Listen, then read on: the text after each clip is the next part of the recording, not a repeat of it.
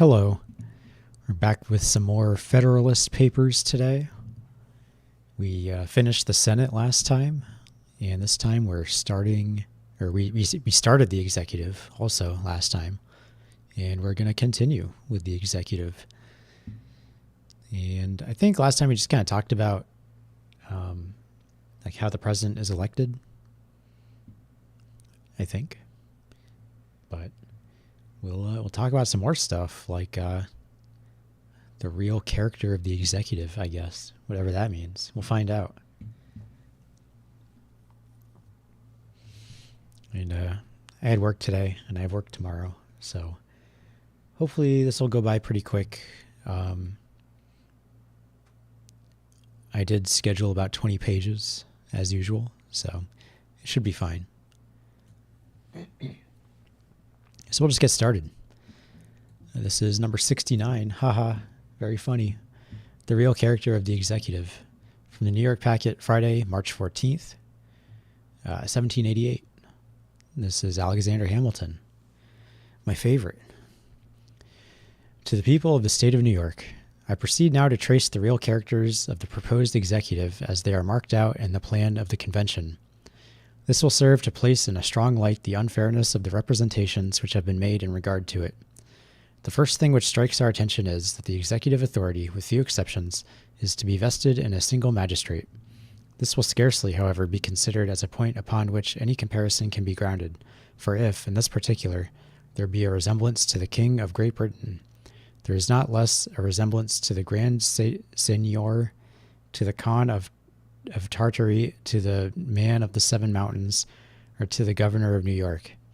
That magistrate is to be elected for 4 years, and is to be re-eligible as often as the people of the United States shall think him worthy of their confidence. In these circumstances, there is a total dissimilitude between him and a king of Great Britain, who is an hereditary monarch, possessing the crown as a patrimony descendable to his heirs forever. But there is a close analogy between him and a governor of New York, who is elected for 3 years and is re-eligible without limitation or intermission.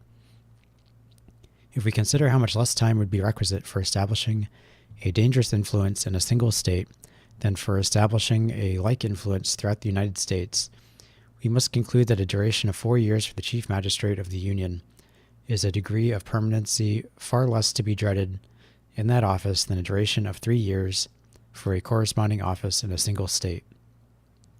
The President of the United States would be liable to be impeached, tried, and upon conviction of treason, bribery, or other high crimes or misdemeanors, removed from office, and would afterwards be liable to prosecution and punishment in the ordinary course of law. The person of the King of Great Britain is sacred and inviolable.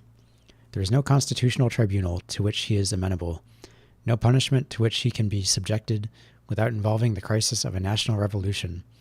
In this delicate and important circumstance of personal responsibility, the President of Confederated America would stand upon no better ground than a governor of New York, and upon worse ground than the governors of Maryland and Delaware. The President of the United States is to have power to return a bill which shall have passed the 2 branches of the legislature for reconsideration, and the bill so returned is to become a law if, upon that reconsideration, it be approved by 2/3 of both houses. The King of Great Britain, on his part, has an absolute negative upon the acts of the 2 houses of Parliament. The disuse of that power for a considerable time past does not affect the reality of its existence. It is to be ascribed wholly to the Crown's having found the means of substituting influence to authority, or the art of gaining a majority in one or the other of the 2 houses, to the necessity of exerting a prerogative which could seldom be exerted without hazarding some degree of national agitation. The qualified negative of the President differs widely from this absolute negative of the British sovereign, and tallies exactly with the revisionary authority of the Council of Revision of this state, of which the governor is a constituent part. In this respect, the power of the President would exceed that of the Governor of New York, because the former would possess singly what the latter shares with the Chancellor and judges, but it would be precisely the same with that of the Governor of Massachusetts, whose constitution, as to this article, seems to have been the original from which the convention have copied.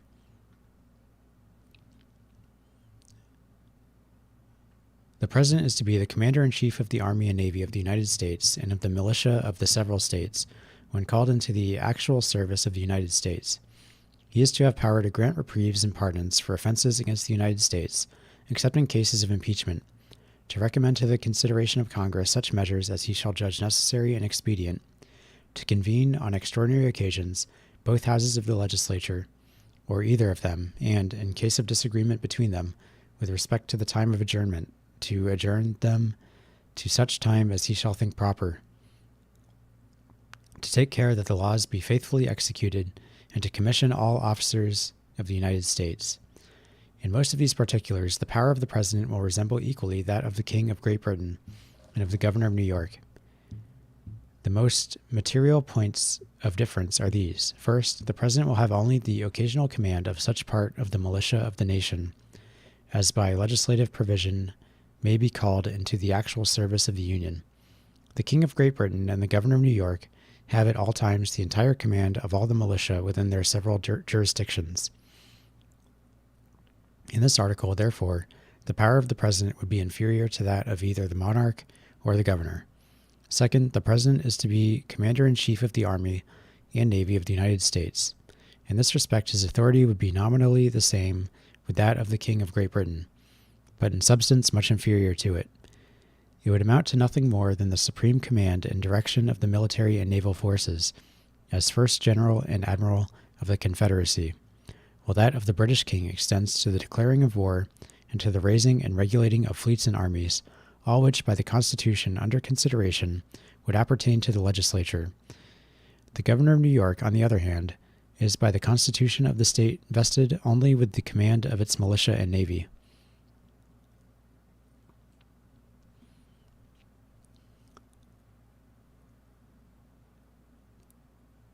But the constitutions of several of the states expressly declare their governors to be commanders-in-chief, as well of the army as navy, and it may well be a question whether those of New Hampshire and Massachusetts in particular do not, in this instance, confer larger powers upon their respective governors than could be claimed by a President of the United States. Third, the power of the President, in respect to pardons, would extend to all cases, except those of impeachment. The Governor of New York may pardon in all cases, even in those of impeachment, except for treason and murder. Is not the power of the Governor in this article on a calculation of political consequences greater than that of President? All conspiracies and plots against the government, which have not been matured into actual treason, may be screened from punishment of every kind by the interposition of the prerogative of pardoning. If a Governor of New York, therefore, should be at the head of any such conspiracy, until the design has been ripened into actual hostility, he could ensure his accomplices and adherents an entire impunity. A President of the Union, on the other hand, though he may even pardon treason when prosecuted in the ordinary course of law, could shelter no offender in any degree from the effects of impeachment and conviction. Would not the prospect of a total indemnity for all the preliminary steps to be a greater temptation to undertake and persevere in an enterprise against the public liberty than the mere prospect of an exemption from death and confiscation, if the final execution of the design upon an actual appeal to arms should miscarry? Would this last expectation have any influence at all when the probability was computed that the person who was to afford that exemption might himself be involved in the consequences of the measure, and might be incapacitated by his agency in affording the desired impunity?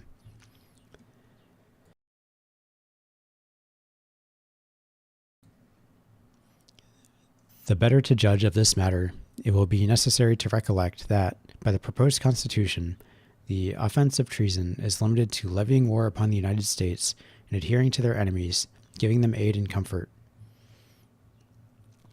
and that by the laws of New York it is confined within similar bounds. Fourth, the President can only adjourn the national legislature in the single case of disagreement about the time of adjournment. The British monarch may prorogue or even dissolve the Parliament. The Governor of New York may also prorogue the legislature of this state for a limited time, a power which, in certain situations, may be employed to very important purposes. The President is to have power, with the advice and consent of the Senate, to make treaties, provided 2/3 of the senators present concur.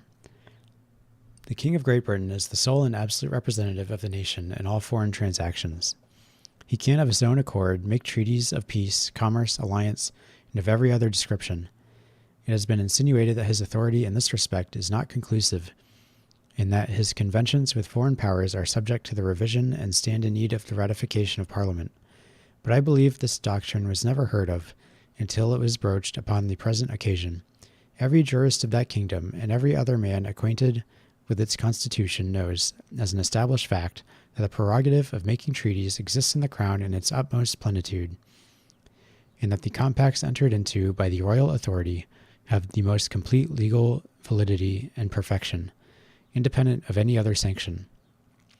The Parliament, it is true, is sometimes seen employing itself in altering the existing laws to conform them to the stipulations in a new treaty, and this may have possibly given birth to the imagination that its cooperation was necessary to the obligatory efficacy of the treaty.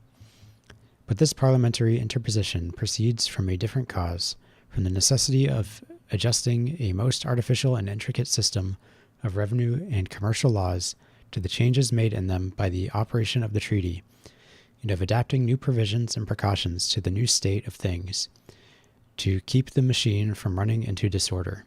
In this respect, therefore, there is no comparison between the intended power of the President and the actual power of the British sovereign.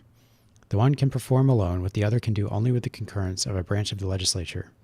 It must be admitted that, in this instance, the power of the federal executive would exceed that of any state executive, but this arises naturally from the sovereign power which relates to treaties.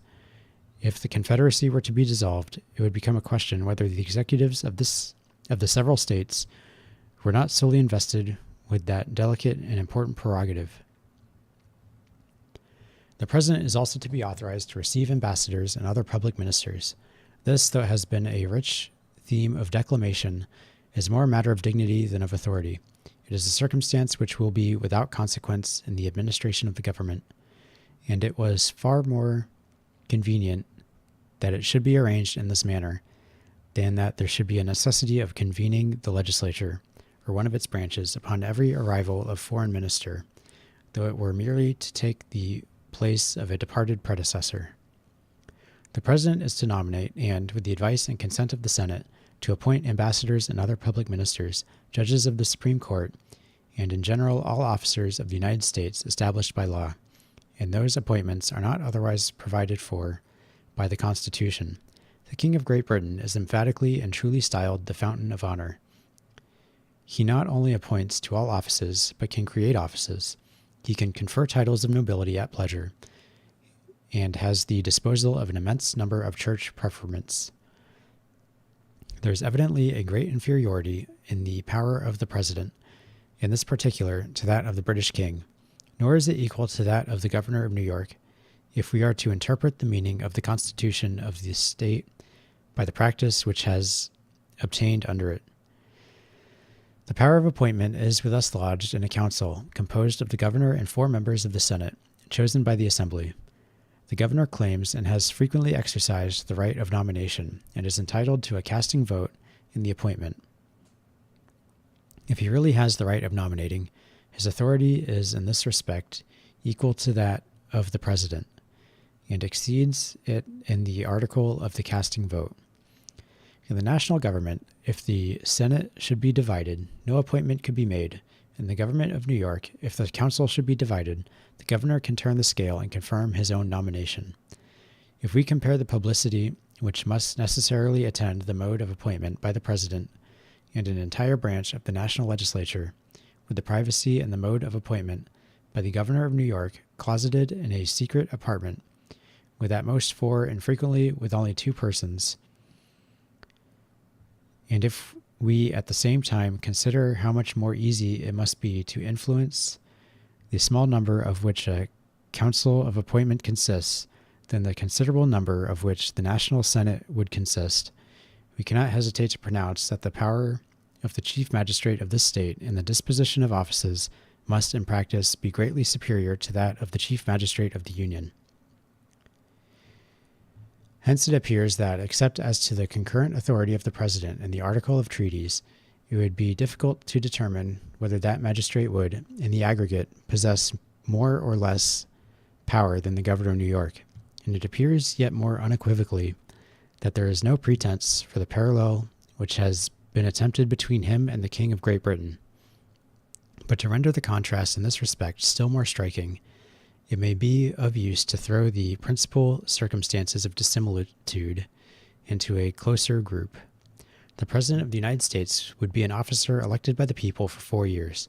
The King of Great Britain is a perpetual and hereditary prince. The one would be amenable to personal punishment and disgrace. The person of the other is sacred and inviolable. The one would have a qualified negative upon the acts of the legislative body. The other has an absolute negative.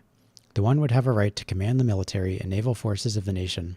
The other, in addition to this right, possesses that of declaring war and of raising and regulating fleets and armies by his own authority.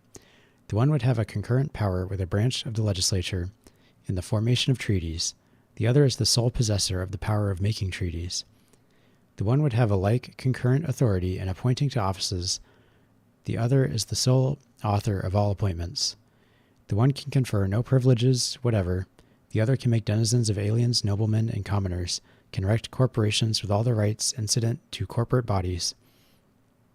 The one can prescribe no rules concerning the commerce or currency of the nation. The other is in several respects the arbiter of commerce, and in this capacity can establish markets and fairs, can regulate weights and measures, can lay embargoes for a limited time, can coin money, can authorize or prohibit the circulation of foreign coin. The one has no particle of spiritual jurisdiction. The other is the supreme head and governor of the national church. What answer shall we give to those who would persuade us that things so unlike resemble each other? The same that ought to be given to those who tell us that a government, the whole power of which would be in the hands of the elective and periodical servants of the people, is an aristocracy, a monarchy, and a despotism. Publius. Hello, Hernan. So I like that he included like a summary paragraph here at the end. It's very nice. And I'll just read these footnotes, see if there's anything interesting here.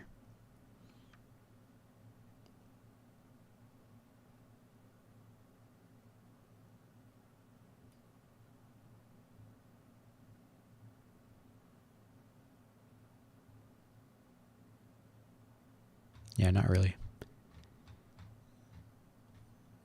I think there was something I wanted to comment on up here, but I don't even remember.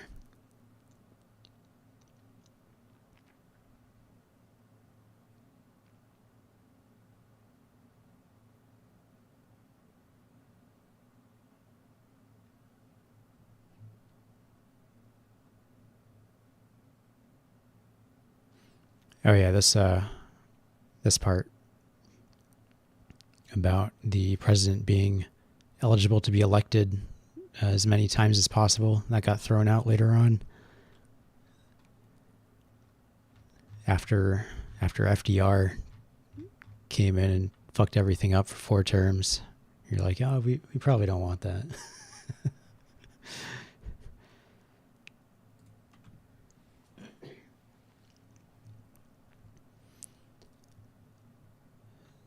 How long is this one? That one felt pretty long. I don't know.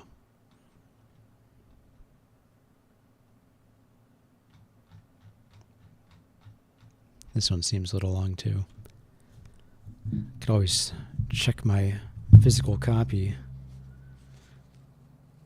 That's kind of my means of determining how long these are. Oh yeah, these are both like 6 and 7 pages. All right. This is number 70. The Executive Department further considered. From the Independent Journal, Saturday, March 15th, 1788, by Alexander Hamilton, again. To the people of the state of New York. There is an idea, which is not without its advocates, that a vigorous executive is inconsistent with the genius of republican government. The enlightened well-wishers to this species of government must at least hope that the supposition is destitute of foundation, since they can never admit its truth, without at the same time admitting the condemnation of their own principles. Energy in the executive is a leading character in the definition of good government. It is essential to the protection of the community against foreign attacks. It is not less essential to the steady administration of the laws, to the protection of property against those irregular and high-handed combinations which sometimes interrupt the ordinary course of justice, to the security of liberty against the enterprises and assaults of ambition, of faction, and of anarchy. Every man the least conversant in Roman history knows how often that republic was obliged to take refuge in the absolute power of a single man, under the formidable title of dictator. It is well against the intrigues of ambitious individuals who aspired to the tyranny and the seditions of whole classes of the community, whose conduct threatened the existence of all government, as against the invasions of external enemies who menaced the conquest and destruction of Rome. There can be no need, however, to multiply arguments or examples on this head. A feeble executive implies a feeble execution of the government. A feeble execution is but another phrase for a bad execution, and a government ill executed, whatever it may be in theory, must be in practice a bad government. Taking it for granted, therefore, that all men of sense will agree in the necessity of an energetic executive, it will only remain to inquire what are the ingredients which constitute this energy, how far can they be combined with those other ingredients which constitute safety in the republican sense, and how far does this combination characterize the plan which has been reported by the convention. The ingredients which constitute energy in the executive are, first, unity; secondly, duration; thirdly, an adequate provision for its support; fourthly, competent powers. The ingredients which constitute safety in the republican sense are, first, a due dependence on the people; secondly, a due responsibility. These politicians and statesmen, who have been the most celebrated for the soundness of their principles and for the justice of their views, have declared in favor of a single executive and a numerous legislature. They have with great propriety considered energy as the most necessary qualification of the former, and have regarded this as most applicable to power in a single hand, while they have with equal propriety considered the latter as best adapted to deliberation and wisdom, and best calculated to conciliate the confidence of the people and to secure their privileges and interests. The unity is conducive to energy, will not be disputed. Decision, activity, secrecy, and dispatch will generally characterize the proceedings of one man in a much more eminent degree than the proceedings of any greater number, and in proportion as the number is increased, these qualities will be diminished. The unity may be destroyed in two ways, either by vesting the power in two or more magistrates of equal dignity and authority, or by vesting it ostensibly in one man, subject, in whole or in part, to the control and cooperation of others, and the capacity of counselors to him. Of the first, the two consuls of Rome may serve as an example. In the last, we shall find examples in the constitutions of several of the states. New York and New Jersey, if I recollect right, are the only states which have entrusted the executive authority wholly to single men. Both these methods of destroying the unity of the executive have their partisans, but the votaries of an executive council are the most numerous. They are both liable, if not to equal, to similar objections, and may, in most lights, be examined in conjunction. The experience of other nations will afford little instruction on this head.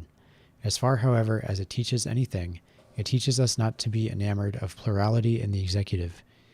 We have seen that the Achaeans, on the experiment of two praetors, were induced to abolish one. The Roman history records many instances of mischiefs to the republic from the dissensions between the consuls and between the military tribunes, who were at times substituted for the consuls. But it gives us no specimens of any peculiar advantages derived to the state from the circumstances of the plurality of those magistrates. That the dissensions between them were not more frequent or more fatal is a matter of astonishment until we advert to the singular position in which the republic was almost continually placed, and to the prudent policy pointed out by the circumstances of the state and pursued by the consuls of making a division of the government between them. The patricians engaged in a perpetual The patricians engaged in a perpetual struggle with the plebeians for the preservation of their ancient authorities and dignities. The consuls, who were generally chosen out of the former body, were commonly united by the personal interest they had in the defense of the privileges of their order.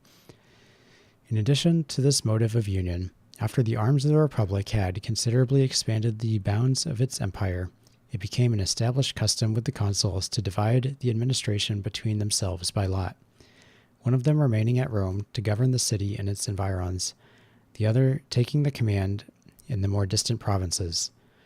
This expedient must, no doubt, have had great influence in preventing those collisions and rivalships which might otherwise have embroiled the peace of the Republic. But quitting the dim light of historical research, attaching ourselves purely to the dictates of reason and good sense, we shall discover much greater cause to reject than to approve the idea of plurality in the executive under any modification whatever. Wherever two or more persons are engaged in any common enterprise or pursuit, there is always danger of difference of opinion, if it be a public trust or office in which they are clothed with equal dignity and authority. There is peculiar danger of personal emulation and even animosity. From either, and especially from all these causes, the most bitter dissensions are apt to spring. Whenever these happen, they lessen the respectability, weaken the authority, and distract the plans and operation of those whom they divide. If they should unfortunately assail the supreme executive magistracy of a country, consisting of a plurality of persons, they might impede or frustrate the most important measures of the government, in the most critical emergencies of the state. And what is still worse, they might split the community into the most violent and irreconcilable factions, adhering differently to the different individuals who compose the magistracy. Men often oppose a thing merely because they have no agency in planning it, or because it may have been planned by those whom they dislike. But if they have been consulted and have happened to disapprove, opposition then becomes, in their estimation, an indispensable duty of self-love. They seem to think themselves bound in honor, and by all the motives of personal infallibility, to defeat the success of what has been resolved upon contrary to their sentiments. Men of upright, benevolent tempers have too many opportunities of remarking, with horror, to what desperate lengths this disposition is sometimes carried, and how often the great interests of society are sacrificed to the vanity, to the conceit, and to the obstinacy of individuals who have credit enough to make their passions and their caprices interesting to mankind. Perhaps the question now before the public may, in its consequences, afford melancholy proofs of the effects of this despicable frailty, or rather detestable vice in the human character. Upon the principles of a free government, inconveniences from the source just mentioned must necessarily be submitted to in the formation of the legislature. But it is unnecessary and therefore unwise to introduce them into the constitution of the executive. It is here, too, that they may be most pernicious. In the legislature, promptitude of decision is oftener an evil than a benefit. They may sometimes obstruct salutary plans, yet often promote deliberation and circumspection, and serve to check excesses in the majority. When a resolution, too, is once taken, the opposition must be at an end. That resolution is a law, and resistance to it punishable. But no favorable circumstances palliate or atone for the disadvantages of dissension in the executive department. Here they are pure and unmixed. There is no point at which they cease to operate. They serve to embarrass and weaken the execution of the plan or measure to which they relate, from the first step to the final conclusion of it. They constantly counteract those qualities in the executive which are the most necessary ingredients in its composition, vigor and expedition, and this without any counterbalancing good. In the conduct of war, in which the energy of the executive is the bulwark of the national security, everything would be to be apprehended from its plurality. It must be confessed that these observations apply with principal weight to the first case supposed, that is, to a plurality of magistrates of equal dignity and authority, a scheme. What the fuck? Okay, I'm just going to start this paragraph over. It must be confessed that these observations apply with principal weight to the first case supposed, that is, to a plurality of magistrates of equal dignity and authority, a scheme, the advocates for which are not likely to form a numerous sect, but they apply, though not with equal, yet with considerable weight in the project of a council, whose concurrence is made constitutionally necessary to the operations of the ostensible executive. An artful cabal in that council would be able to distract and to enervate the whole system of administration. If no such cabal should exist, the mere diversity of views and opinions would alone be sufficient to tincture the exercise of the executive authority with a spirit of habitual feebleness and dilatoriness.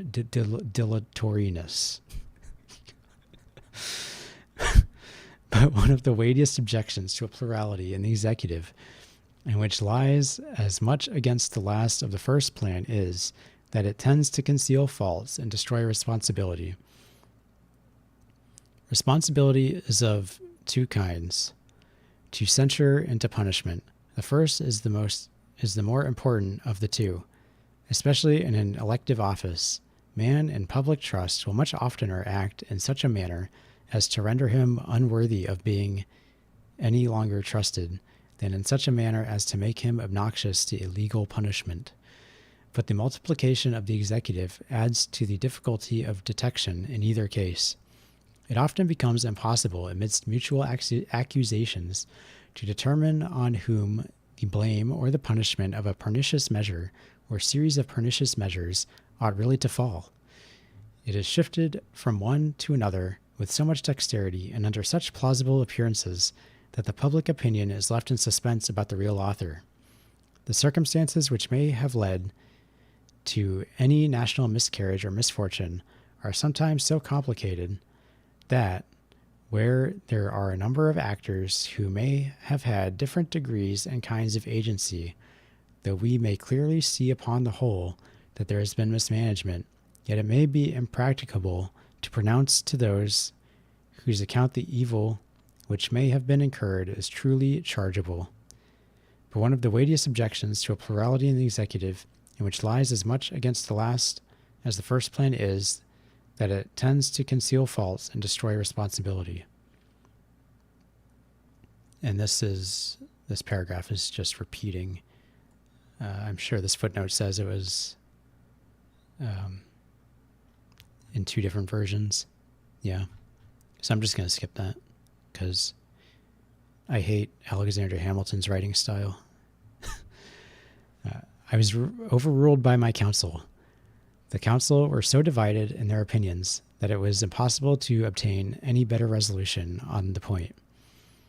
These and similar pretexts are constantly at hand, whether true or false, and who is there that will either take the trouble or incur the odium of a strict scrutiny into the secret springs of the transaction? Should there be found a citizen zealous enough to undertake the unpromising task, if there happen to be collusion between the parties concerned, how easy it is to clothe the circumstances with so much ambiguity as to render uncertain what was the precise conduct of any of those parties. In the single instance in which the governor of this state is coupled with a council, that is, and the appointment to offices, we have seen the mischiefs of it in the view now under consideration. Scandalous appointments to important offices have been made. Some cases, indeed, have been so flagrant that all parties have agreed in the impropriety of the thing. When inquiry has been made, the blame has been laid by the governor on the members of the council, who, on their part, have charged it upon his nomination, while the people remain altogether at a loss to determine by whose influence their interests have been committed to hands so unqualified and so manifestly improper. In tenderness to individuals, I forbear to descend to particulars. It is evident from these considerations that the plurality of the executive tends to deprive the people of the two greatest securities they can have for the faithful exercise of any delegated power. First, the restraints of public opinion, which lose their efficacy as well on account of the division of the censure attendant on bad measures among a number, as on account of this uncertainty on whom it ought to fall. And second, the opportunity of discovering with facility and clearness the misconduct of the persons they trust, in order either to their removal from office or to their actual punishment in cases which admit of it. In England, the king is a perpetual magistrate, and it is a maxim which has obtained for the sake of the public peace that he is unaccountable for his administration, and his person sacred. Nothing, therefore, can be wiser in that kingdom than to annex to the king a constitutional council, who may be responsible to the nation for the advice they give. Without this, there would be no responsibility whatever in the executive department, an idea inadmissible in a free government. But even there, the king is not bound by the resolutions of his council, though they are answerable for the advice they give. He is the absolute master of his own conduct in the exercise of his office, and may observe or disregard the counsel given to him at his sole discretion. In a republic where every magistrate ought to be personally responsible for his behavior in office, the reason which in the British Constitution dictates the propriety of a council not only ceases to apply, but turns against the institution. In the monarchy of Great Britain, it furnishes a substitute for the prohibited responsibility of the chief magistrate, which serves in some degree as a hostage to the national justice for his good behavior. In the American Republic, it would serve to destroy or would greatly diminish the intended and necessary responsibility of the chief magistrate himself. The idea of a council to the executive, which has so generally obtained in the state constitutions, has been derived from that maxim of republican jealousy, which considers power as safer in the hands of a number of men than of a single man. If the maxim should be admitted to be applicable to the case, I should contend that the advantage on that side would not counterbalance the numerous disadvantages on the opposite side. But I do not think the rule at all applicable to the executive power. I clearly concur in opinion in this particular with the writer whom the celebrated Junius pronounces to be deep, solid, and ingenious, that the executive power is more easily confined when it is one, that it is far more safe there should be a single object for the jealousy and watchfulness of the people, and in a word, that all multiplication of the executive is rather dangerous than friendly to liberty. A little consideration will satisfy us that the species of security sought for in the multiplication of the executive is unattainable.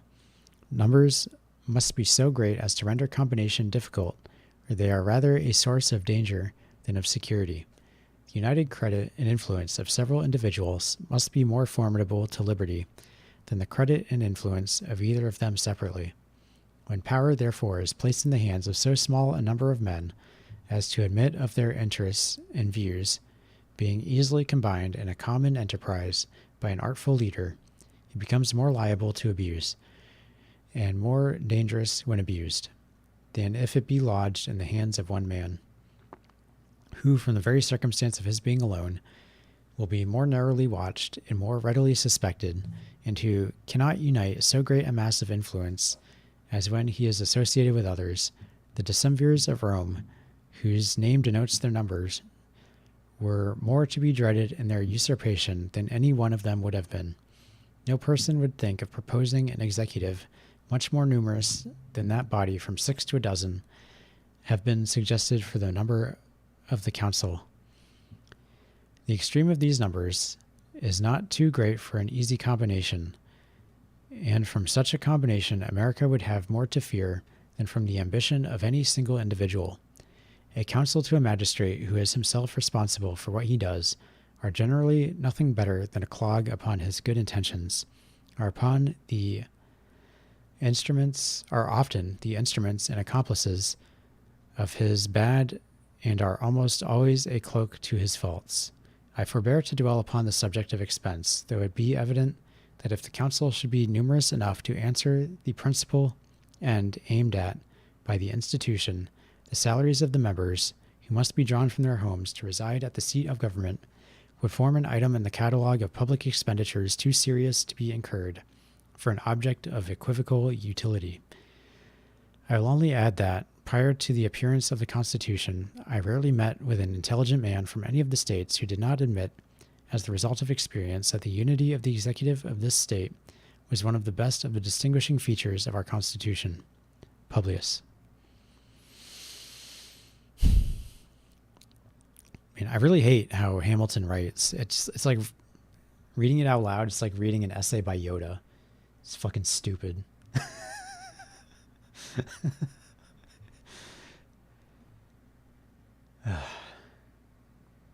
Like, you can tell that he was just like a pretentious douchebag.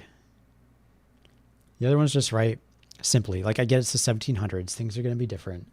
But like, you read the essays by James Madison and John Jay that are in these Federalist papers, and they're just normal. It's normal English. They can be normal, but Alexander Hamilton can't. Like, I was focusing so much on trying to read this semi-coherently that I didn't pick up any information. I didn't retain any of it. So I have no idea what he was talking about, other than he wants the executive to be one person. But now we have secretaries of whatever and all that stuff, so I guess the executive's not one person anymore. Let me Google what was wrong with Alexander Hamilton.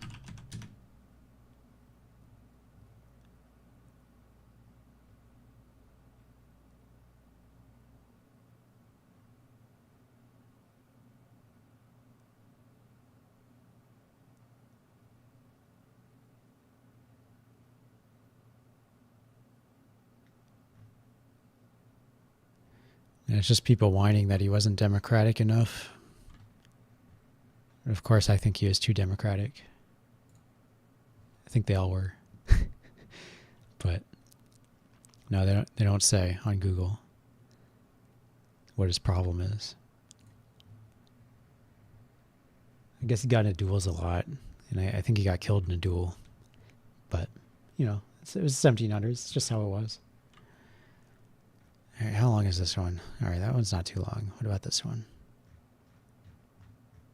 All right, we can get through these. Even though it's Hamilton all the way down. Ugh, gross. All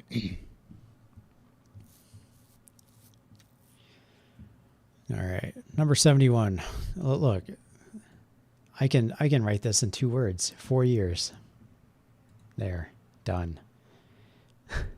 Federalist number 71. The duration and office of the executive. From the New York Packet, Tuesday, March 18th, 1788. By Alexander Hamilton. To the people of the state of New York. Duration in office has been mentioned as the second requisite to the energy of the executive authority. This has relation to 2 objects: to the personal firmness of the executive magistrate in the employment of his constitutional powers, and to the stability of the system of administration, which may have been adopted under his auspices.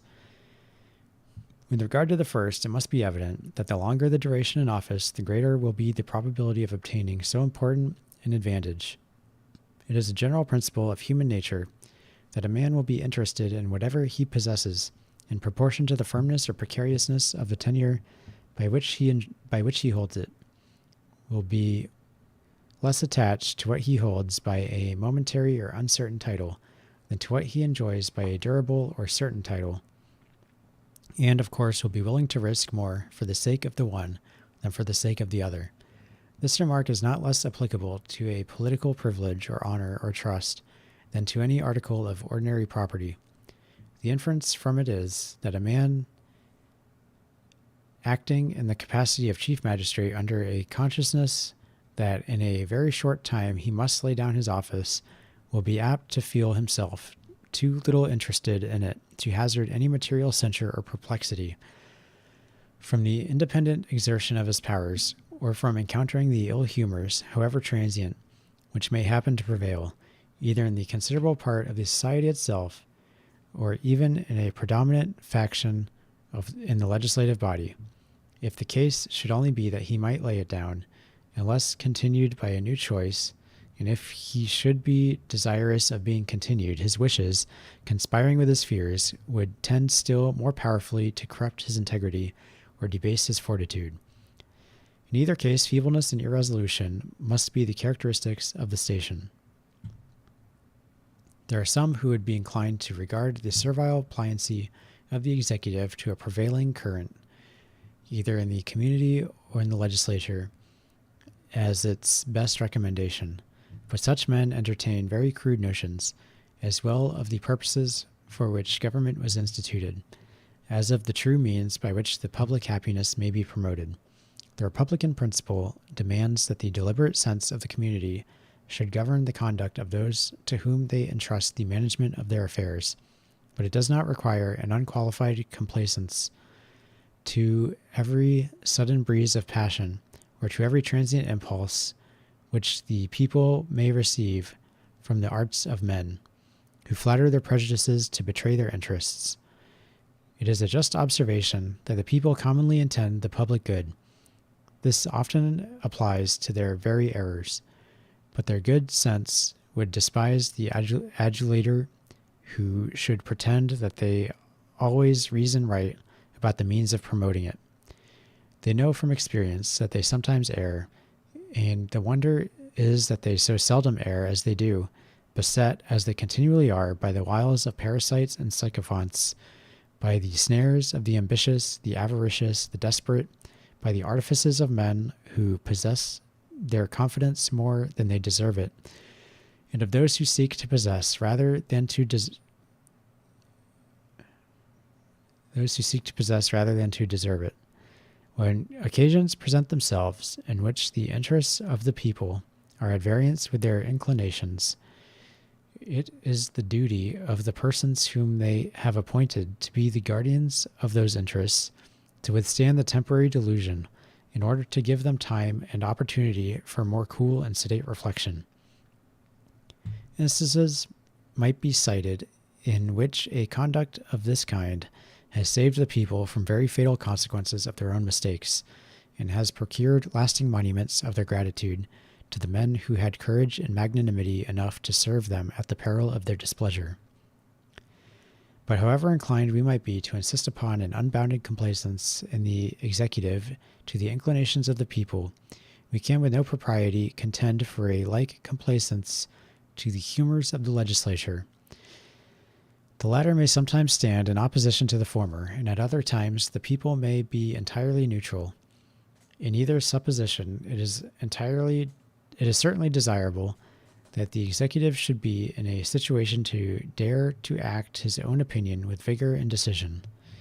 The same rule which teaches the propriety of a partition between the various branches of power teaches us likewise that this partition ought to be so contrived as to render the one independent of the other.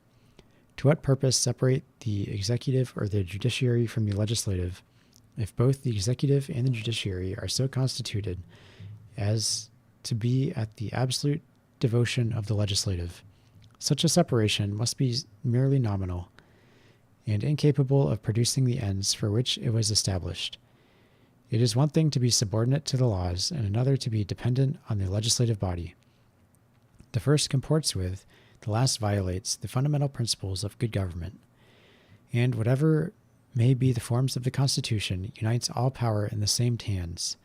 The tendency of the legislative authority to absorb every other has been fully displayed and illustrated by examples in some preceding numbers. In governments purely republican, this tendency is almost irresistible.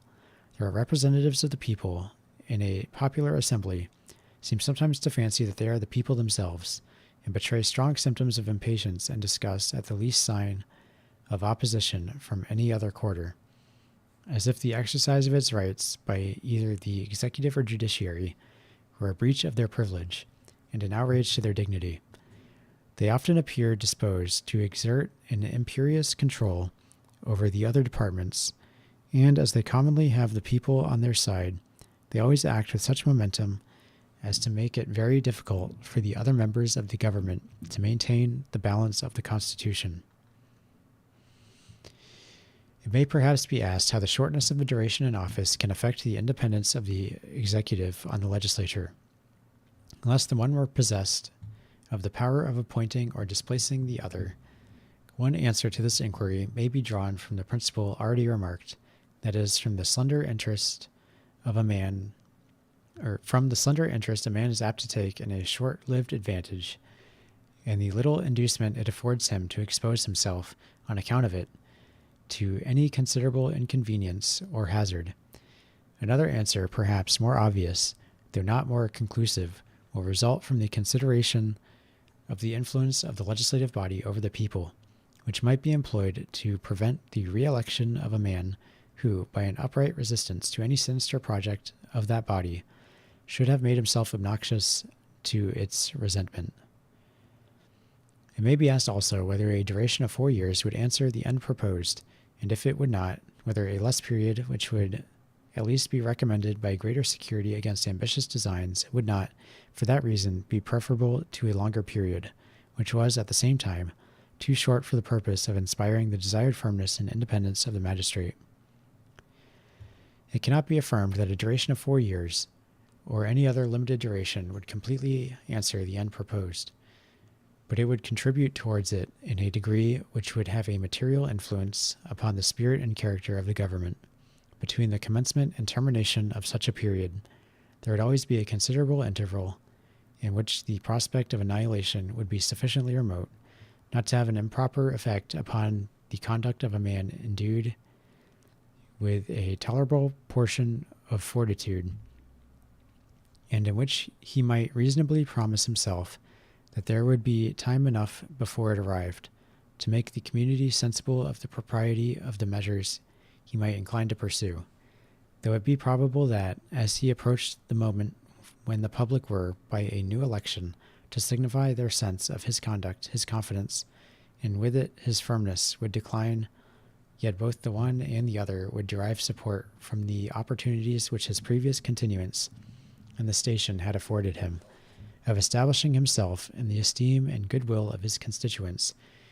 He might then hazard with safety, in proportion to the proofs he had given of his wisdom and integrity, and to the title he had acquired to the respect and attachment of his fellow citizens, as, on the one hand, a duration of 4 years will contribute to the firmness of the executive in a sufficient degree to render it a very valuable ingredient in the composition, so, on the other, it is not enough to justify any alarm for the public liberty.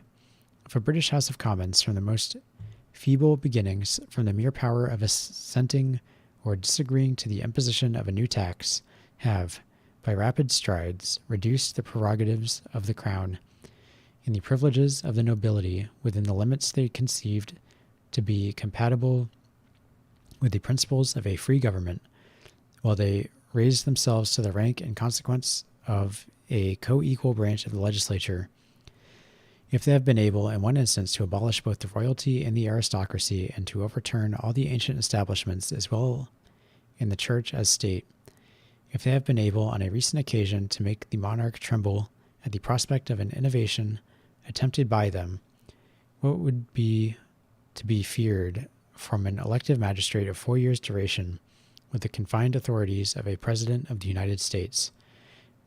But that he might be unequal to the task which the Constitution assigns him. I shall only add that if his duration be such as to leave a doubt of his firmness, that doubt is inconsistent with a jealousy of his encroachments. Publius.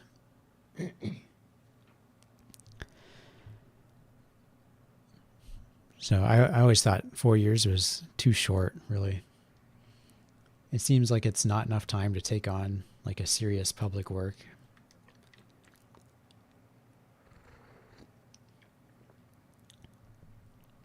And something like that would be probably unpopular at first, because you'd have to spend money in order to get things started.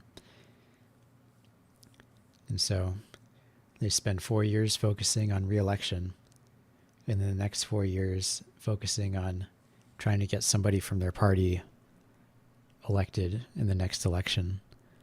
And so you just go from one to the other, getting nothing done.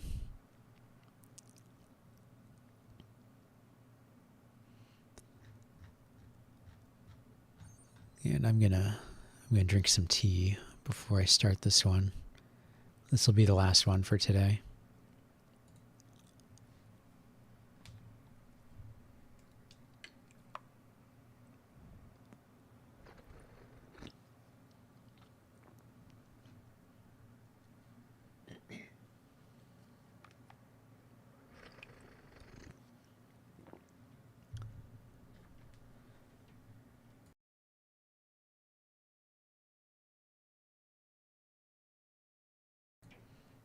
All right, number 72. The same subject continued, and re-eligibility of the executive considered. From the Independent Journal, Wednesday, March 19th, 1788, by Alexander Hamilton. To the people of the state of New York, the administration of government, in its largest sense, comprehends all the operations of the body politic, whether legislative, executive, or judiciary, but in its most usual and perhaps its most precise signification, it is limited to executive details, and falls peculiarly within the province of the executive department. The actual conduct of foreign negotiations, the preparatory plans of finance, the application and disbursement of the public moneys in conformity to the general appropriations of the legislature, the arrangement of the army and navy, the directions of the operations of war, these and other matters of a like nature constitute what seems to be most properly understood by the administration of government. The persons, therefore, to whose immediate management these different matters are committed ought to be considered as the assistants or deputies of the chief magistrate, and on this account they ought to derive their offices from his appointment, at least from his nomination, and ought to be subject to his superintendence. This view of the subject will at once suggest to us the intimate connection between the duration of the executive magistrate in office and the stability of the system of administration. To reverse and undo what has been done by a predecessor is very often considered by a successor as the best proof he can give of his own capacity and desert. And in addition to this propensity, where the alteration has been the result of public choice, the person substituted is warranted in supposing that the dismission of his predecessor has proceeded from a dislike to his measures, and that the less he resembles him, the more he will recommend himself to the favor of his constituents. These considerations and the influence of personal confidences and attachments would be likely to induce every new president to promote a change of men to fill these subordinate stations, and these causes together could not fail to occasion a disgraceful and ruinous mutability in the administration of the government. With a positive duration of considerable extent, I connect the circumstance of re-eligibility. The first is necessary to give to the officer himself the inclination and the resolution to act his part well, and to the community time and leisure to observe the tendency of his measures, and thence to form an experimental estimate of their merits. The last is necessary to enable the people, when they see reason to approve of his conduct, to continue him in his station in order to prolong the utility of his talents and virtues, and to secure to the government the advantage of permanency in a wise system of administration. Nothing appears more plausible at first sight, nor more ill-founded upon close inspection, than a scheme which, in relation to the present point, has had some respectable advocates. I mean that of continuing the chief magistrate in office for a certain time, and then excluding him from it, either for a limited period or forever after. This exclusion, whether temporary or perpetual, would have nearly the same effects, and these effects would be, for the most part, rather pernicious than salutary. One ill effect of the exclusion would be a diminution of the inducements to good behavior. There are few men who would not feel much less zeal in the discharge of a duty when they were conscious that the advantages of the station with which it was connected must be relinquished at a determinate period than when they were permitted to entertain a hope of obtaining, by meriting, a continuance of them. This position will not be disputed so long as it is admitted that the desire of reward is one of the strongest incentives of human conduct, or that the best security for the fidelity of mankind is to make their interests coincide with their duty. Even the love of fame, the ruling passion of the noblest minds, which would prompt a man to plan and undertake extensive and arduous enterprises for the public benefit, requiring considerable time to mature and perfect them, if he could flatter himself with the prospect of being allowed to finish what he had begun, would, on the contrary, deter him from the undertaking, when he foresaw that he must quit the scene before he could accomplish the work, and must commit that, together with his own reputation, to hands which might be unequal or unfriendly to the task. The most to be expected from the generality of men in such a situation is the negative merit of not doing harm, instead of the positive merit of doing good. Another ill effect of the exclusion would be the temptation to sordid views, to peculation, and, in some instances, to usurpation. An avaricious man who might happen to fill the office, looking forward to a time when he must at all events yield up the emoluments he enjoyed, would feel a propensity, not easy to be resisted by such a man, to make the best use of the opportunity he enjoyed while it lasted, and might not scruple to have recourse to the most corrupt expedients to make the harvest as abundant as it was transitory, though the same man, probably, with a different prospect before him, might content himself with the regular perquisites of his situation. I don't know if that's spelled wrong or what. I'm just going to start the sentence over. All right, where is it? It's all the way up here. Wow. This guy. An avaricious man who might happen to fill the office, looking forward to a time when he must at all events yield up the emoluments he enjoyed, would feel a propensity not easy to be resisted by such a man to make the best use of the opportunity he enjoyed while it lasted, and might not scruple to have recourse to the most corrupt expedients to make the harvest as abundant as it was transitory, though the same man, probably with a different prospect before him, might content himself with the regular perquisites of his situation, and might even be unwilling to risk the consequences of an abuse of his opportunities. His avarice might be a guard upon his avarice. Add to this that the same man might be vain or ambitious as well as avaricious, and if he could expect to prolong his honors by his good conduct, he might hesitate to sacrifice his appetite for them to his appetite for gain. But with the prospect before him of approaching an inevitable annihilation, his avarice would be likely to get the victory over his caution, his vanity, or his ambition.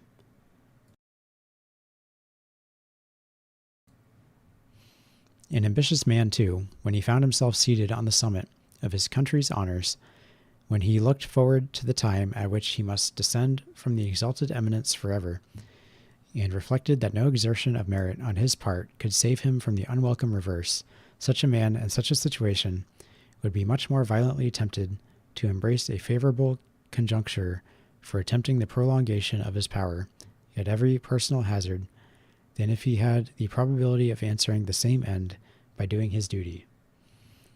Would it promote the peace of the community or the stability of the government to have half a dozen men who had credit enough to be raised to the seat of the supreme magistracy, wandering among the people like discontented ghosts, and sighing for a place which they were destined never more to possess? A third ill effect of the exclusion would be the depriving the community of the advantage of the experience gained by the chief magistrate in the exercise of his office. That experience is the parent of wisdom, is an adage the truth of which is recognized by the wisest as well as the simplest of mankind. What more desirable or more essential than this quality in the governors of nations? Where more desirable or more essential than in the first magistrate of a nation? Can it be wise to put this desirable and essential quality under the ban of the Constitution, and to declare that the moment it is acquired, its possessor shall be compelled to abandon the station in which it was acquired, and to which it is adapted? This, nevertheless, is the precise import of all those regulations which exclude men from serving their country. by the choice of their fellow citizens, after they have, by a course of service, fitted themselves for doing it with a greater degree of utility.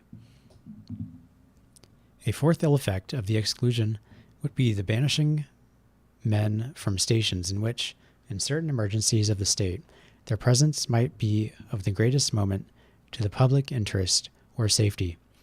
There is no nation which has not, at one period or another, experienced an absolute necessity of the services of particular men in particular situations. Perhaps it would not be too strong to say, to the preservation of its political existence. How unwise, therefore, must be every such self-denying ordinance as serves to prohibit a nation from making use of its own citizens in the manner best suited to its exigencies and circumstances.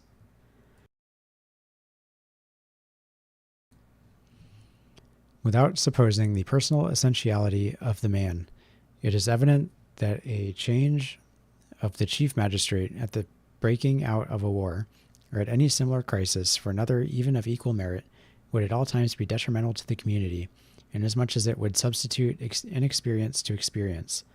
It would tend to unhinge and set afloat the already settled train of the administration. A fifth ill effect of the exclusion would be that it would operate as a constitutional interdiction of stability in the administration by necessitating a change of men in the first office of the nation. It would necessitate a mutability of measures. It is not generally to be expected that men will vary and measures remain uniform. The contrary is the usual course of things. We need not be apprehensive that there will be too much stability while there is even the option of changing. Nor need we desire to prohibit the people from continuing their confidence where they think it may be safely placed, and where, by constancy on their part, they may obviate the fatal inconveniences of fluctuating counsels and a variable policy. These are some of the disadvantages which would flow from the principle of exclusion. They apply most forcibly to the scheme of a perpetual exclusion, but when we consider that even a partial exclusion would always render the readmission of the person a remote and precarious object, the observations which have been made will apply nearly as fully to one case as to the other. What are the advantages promised to counterbalance these disadvantages? They are represented to be, first, greater independence in the magistrate; second, greater security to the people. Unless the exclusion be perpetual, there will be no pretense to infer the first advantage, but even in that case, may he have no object beyond his present station, to which he may sacrifice his independence? May he have no connections, no friends for whom he may sacrifice it?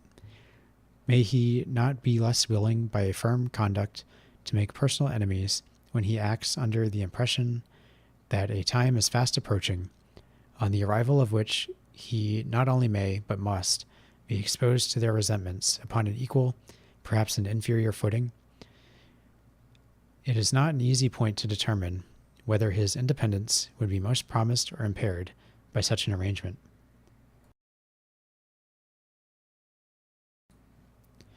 As to the second supposed advantage, there is still greater reason to entertain doubts concerning it. If the exclusion were to be perpetual, a man of irregular ambition, of whom alone there could be reason in any case to entertain apprehension, would, with infinite reluctance, yield to the necessity of taking his leave forever of a post in which his passion for power and preeminence had acquired the force of habit, and if he had been fortunate or adroit enough to conciliate the goodwill of the people, he might induce them to consider as a very odious and unjustifiable restraint upon themselves a provision which was calculated to debar them of the right of giving a fresh proof of their attachment to a favorite.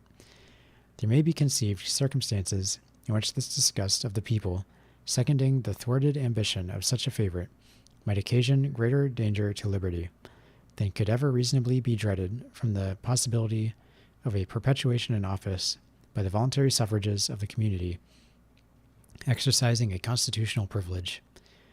There is an excess of refinement in the idea of disabling the people to continue in office men who had entitled themselves, in their opinion, to approbation and confidence, the advantages of which are at best speculative and equivocal.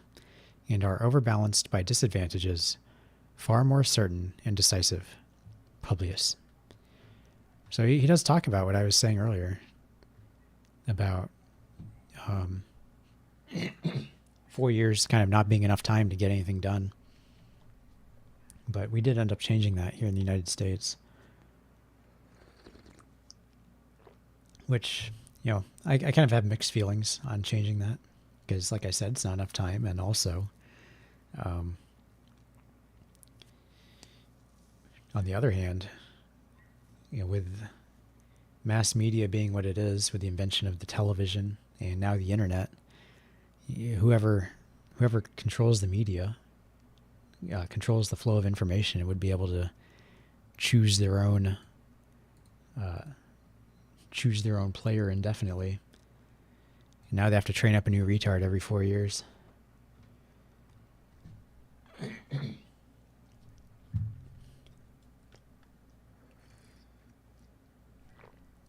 there was something up here too that I was going to talk about, but I don't remember.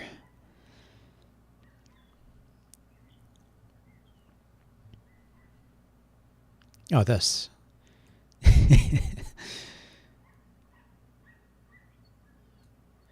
This is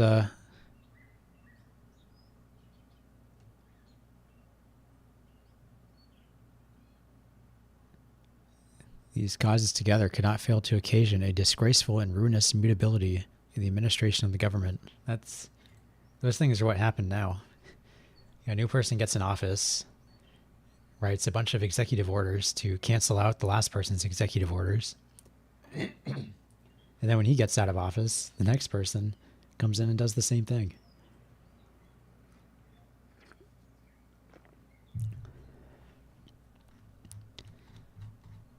But next time, we're going to start with this one, number 73. And we're going to read up to 78. I already have it planned out. I was looking earlier at how long each of these are. These ones are fairly short, I think. See, we're on page 353 right now. And 78 starts on 378, so that'll be 25 pages. It's not terrible. A little bit longer. But that'll finish up the executive for us. And then we'll start on the judiciary, which I'm not really sure how to split up the judiciary part. So I'll figure that out, I guess. But there'll probably be 3 more streams. And then we're done.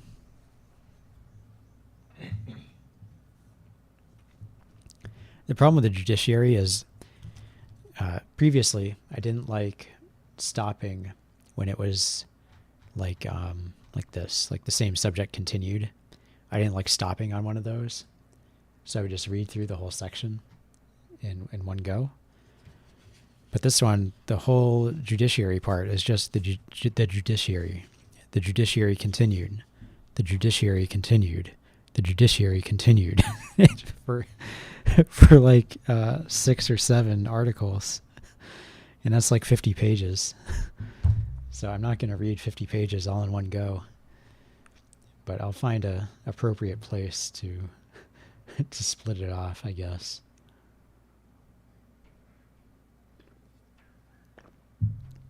But that's it for today.